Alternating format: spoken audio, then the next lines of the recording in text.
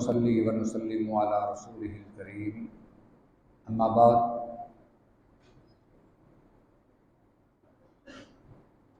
نماز کی ترتیب وہ تشہد تک پہنچی ہے،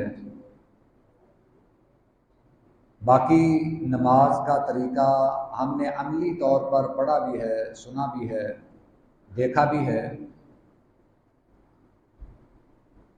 تشہد یہ نماز کا ایک رکن ہے، اگر رہ جائے تو اس کے لیے سجدہ سہو کرنا یہ لازمی ہے۔ بعض نمازوں میں ایک تشہد ہے، جیسے فجر کی نماز ہے یا 2 رکعتی کوئی بھی نماز ہے، اور بعض نمازوں میں 2 تشہد ہیں، جیسے 3 رکعتی نماز ہے، مغرب کی نماز 4 رکعتی نماز ہے، ظہر، عصر اور عشاء۔ تو پہلے تشہد میں نے کل بیٹھنے کا طریقہ عرض کیا تھا کہ اپنا پاؤں کھڑا کر کے بائیں پاؤں کے اوپر بیٹھا جائے اور اپنے رانوں کے اوپر ہاتھ رکھ لیے جائیں یا رانوں کو پکڑ لیا جائے، دونوں طرح سے درست ہے۔ ہمارے ہاں بعض لوگ اپنی طرف سے بھی مسائل بیان کر دیتے ہیں اور ایسی سختی کے ساتھ کہ آدمی کو تعجب ہوتا ہے کہ ہم دین میں بھی اتنی جرأت کر سکتے ہیں۔ مجھے ایک بھائی بتا رہا تھا کہ اس نے کہیں سے سنا کہ ہاتھ رانوں کے اوپر بالکل یہ گھٹنوں کے برابر انگلیاں ہونی چاہیے۔ یہ دیکھیں کتنی مزاح کا خیز بات ہے جو اس نے آگے کی۔ کہنے لگا کہ اگر انگلیاں تھوڑی سی آگے ہوں گی تو یہ کاٹ دی جائیں گی، اگر یہ انگلیاں تھوڑی سی پیچھے ہوں گی تو گھٹنا کاٹ دیا جائے گا۔ یعنی جس کا جو جی چاہتا ہے وہ بیان کر دیتا ہے۔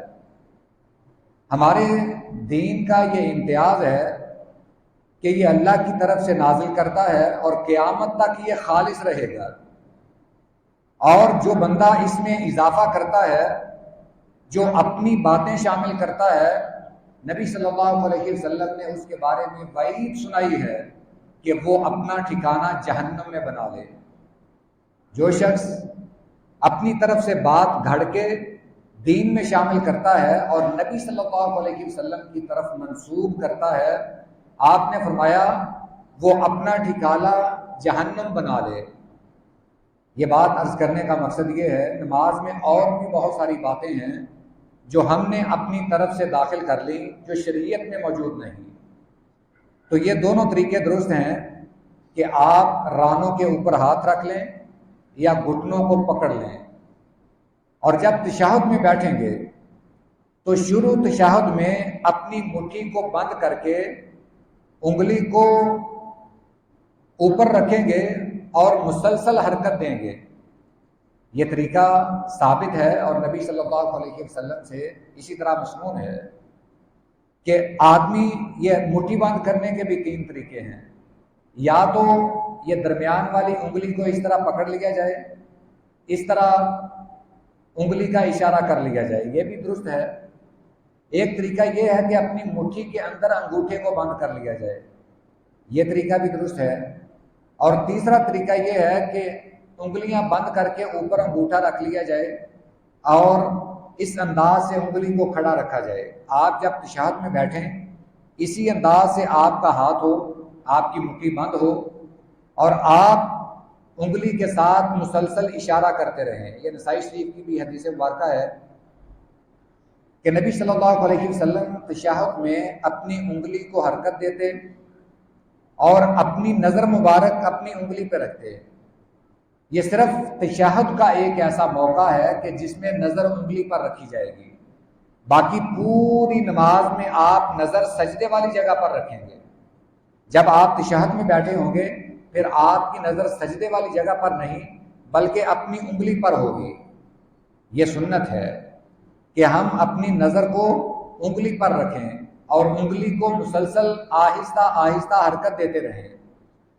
حرکت کا طریقہ ایسا نہ ہو کہ دوسرا نمازی آپ کی حرکت سے وہ پریشان ہو یا اس کی نماز میں خلل واقع ہو، بعض بھائی وہ بہت تیز تیز انگلی ہلاتے ہیں، یہ درست نہیں ہے۔ اگرچہ انگلی ہلانا یہ ثابت بھی ہے، سنت بھی ہے، اور اس کا یہ فائدہ بھی ہے۔ آپ نے فرمایا کہ یہ شیطان کو تلوار کی دھار سے بھی زیادہ تیز لگتی ہے، یعنی یہ انگلی جب ہم ہلاتے ہیں، مسلسل ہلاتے ہیں، تو شیطان کو اس سے بہت زیادہ تکلیف ہوتی ہے۔ تو اس کا ہلانے کا طریقہ یہ ہے کہ اگر آپ ہلکی ہلکی ہلائیں گے شیطان کو تو وہ بھی لگے گی، مگر آپ جب زیادہ حرکت دیں گے تو یہ ساتھ والے بیٹھے نمازی کی توجہ کا باعث بنے گی، اس کی نماز کو خراب کر سکتی ہے۔ لہٰذا بالکل معمولی انداز سے آپ حرکت دیں تاکہ آپ کی طرف کوئی متوجہ نہ ہو۔ اور دوسرا تشہد جو ہم پڑھیں گے اس میں یہ ہے کہ اپنی ٹانگ کو بچھا کر اس کے اوپر بیٹھا جائے۔ پہلے تشہد میں ہم پاؤں کے اوپر بیٹھیں گے، دوسرے تشہد میں ہم ٹانگ کو بچھا کر اس کے اوپر بیٹھیں گے، جیسا کہ اس کا طریقہ یہ ہوگا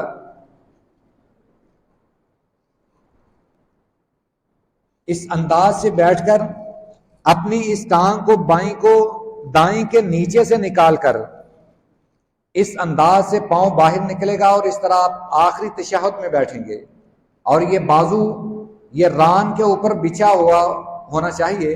نبی صلی اللہ علیہ وسلم ایسے ہی رکھتے تھے، بعض بھائی اوپر اٹھا کر رکھتے ہیں، یہ درست نہیں۔ اپنی ران کے اوپر بازو کو ٹکا دینا چاہیے، اور یہ اس کے ساتھ اپنے پاؤں گھٹنے کو پکڑ لیں۔ یہ طریقہ نبی صلی اللہ علیہ وسلم سے ثابت ہے۔ بعض بھائی دوسرے تشہد میں یہ طریقہ اختیار نہیں کرتے۔ ہمارا مقصد نماز پڑھنا اور اللہ کو راضی کرنا ہے، اور اس کے لیے کوشش ہماری یہ ہو کہ ہمارا نماز کا ہر رکن، ہر عمل سنت کے مطابق ہو۔ نماز کا ایک ایک طریقہ، ایک ایک رکن، ایک ایک دعا، اٹھنا بیٹھنا، ایک ایک چیز نبی صلی اللہ علیہ وسلم سے ثابت ہے۔ اب آئیے کہ دعا وہ کون سی ہے، تشہد میں دعائیں کون سی پڑھنی چاہیے۔ پہلے تشہد میں ہم صرف التحیات للہ والصلوات والطیبات یہ پڑھیں گے اور ساتھ درود شریف پڑھیں گے۔ بعض لوگ صرف التحیات پڑھ کر اٹھ جاتے ہیں، یہ درست نہیں۔ نبی صلی اللہ علیہ وسلم پہلے تشہد میں بھی درود پڑھا کرتے تھے۔ یہ روایت کے الفاظ ہیں، کان نبی صلی اللہ علیہ وسلم یصلی علی نفسہ فی التشہد الاول، کہ آپ پہلے تشہد میں اپنے آپ پر درود پڑھا کرتے تھے۔ یہ علامہ البانی رحمہ اللہ نے اصل صفت صلاۃ النبی صلی اللہ علیہ وسلم ان کی کتاب ہے، اس میں یہ حدیث نقل کی ہے۔ ابو عوانہ میں بھی موجود ہے اور دیگر کتب احادیث میں بھی یہ روایت موجود ہے۔ یعنی پہلے تشہد میں درود پڑھنا یہ سنت سے ثابت ہے۔ اکثر بھائی شاید وہ اس چیز سے لا علم ہو، وہ التحیات پڑھ کے اٹھ جاتے ہیں، جبکہ پہلے تشہد میں بھی درود پڑھنا یہ سنت سے ثابت ہے۔ قرآن کریم کا بھی حکم ہے کہ اے ایمان والو، نبی صلی اللہ علیہ وسلم پر درود اور سلام پڑھو، یہ حکم ہے۔ یہ جو ہم التحیات پڑھتے ہیں یہ سلام ہے، اس کے بعد جو درود ابراہیمی ہم پڑھتے ہیں یہ درود ہے۔ لہٰذا درود اور سلام ہر تشہد میں ہے، اور یہ ثابت بھی ہے۔ ہمیں یہ ذہن نشین کرنا چاہیے کہ پہلے تشہد میں بھی درود پاک پڑھنا یہ سنت سے ثابت ہے، اور دوسرے تشہد میں درود شریف کے بعد دیگر دعائیں ہیں، ان میں جو نبی صلی اللہ علیہ وسلم سے ثابت ہیں وہ یہ اللہم انی اعوذ بک من عذاب القبر، یہ دعا ثابت ہے۔ یہ صرف اشارہ دے رہا ہوں، بعض بھائیوں کو یاد ہوگی، جنہیں یاد نہیں ہے وہ نواز والی کتاب سے یاد کر سکتے ہیں۔ اس کے بعد دوسری دعا ہے، حضرت ابوبکر صدیق رضی اللہ تعالی عنہ نے عرض کی، اللہ کے رسول مجھے کوئی دعا سکھائیے۔ آپ نے حضرت ابوبکر صدیق کو یہ دعا سکھائی کہ اسے تشہد میں پڑھا کرو، یہ بخاری شریف کی حدیث ہے۔ آپ نے یہ دعا سکھائی، اللہم انی ظلمت نفسی ظلما کثیرا ولا یغفر الذنوب الا انت فاغفر لی مغفرۃ من عندک وارحمنی انک انت الغفور الرحیم۔ یہ دعا بھی مصنون ہے، پڑھنی چاہیے۔ اس کے علاوہ نبی صلی اللہ علیہ وسلم نے اجازت دی ہے کہ تشہد میں جو آپ چاہتے ہیں وہ دعا پڑھ سکتے ہیں۔ ہم وہ دعا کوئی بھی یاد ہو وہ تشہد میں پڑھ سکتے ہیں، بشرطے کہ وہ دعا عربی میں ہو، کہیں پنجابی یا اردو شروع کر دیں۔ صرف عربی کی دعا تشہد میں پڑھنے کی اجازت ہے۔ اس کے بعد سلام ہے۔ سلام پھیرنے کا طریقہ یہ ہے کہ آپ اپنا پورا چہرہ مبارک دائیں طرف پھیر لیتے اور پھر بائیں طرف بھی اپنا چہرہ مبارک پورا پھیر لیتے۔ صحابہ کرام بیان کرتے ہیں کہ ہم پیچھے بیٹھے ہوتے، آپ کا رخسار مبارک دیکھتے، اور بعض بھائی سلام پھیرتے وقت اپنا کندھا دیکھتے ہیں، یہ بھی ثابت نہیں ہے۔ سلام پھیرتے وقت آپ نظر اپنے قریب کہیں بھی رکھ سکتے ہیں، حدیث مبارکہ میں اس کی وضاحت تو نہیں ہے۔ اور سلام پھیرتے وقت یہ خیال رہے کہ آپ نے جب سلام پھیرا ہے تو ابھی آپ نماز میں ہیں، ابھی آپ نے دوسری طرف سلام پھیرنا ہے۔ آپ سلام پھیرتے وقت پورا جائزہ نہ لیں کہ اس صف میں کون کون کھڑا ہے، یا ہم جب سلام پھیرتے ہیں تو ہماری گھڑی پہ بھی نظر جاتی ہے کہ کتنا ٹائم لگا ہے۔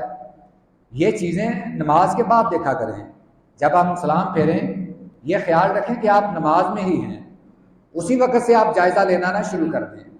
تو جب ہم دوسری طرف سلام پھیریں، سلام پھیر کر نبی صلی اللہ علیہ وسلم کا یہ فرمان ہے کہ سلام یہ حلال کر دیتا ہے۔ حلال کس کو کرتا ہے کہ آپ باتیں کر سکتے ہیں۔ نماز میں جو چیزیں حرام تھی، باتیں کرنا یا دیگر امور، وہ سلام پھیرنے کے ساتھ سب جائز ہو جاتے ہیں۔ تو یہ نماز کا مصنون طریقہ ہے۔ اللہ سے دعا ہے کہ اللہ ہمیں سنت کے مطابق نماز پڑھنے کی توفیق عطا فرمائے۔ وآخر دعوانا ان الحمد للہ رب العالمین۔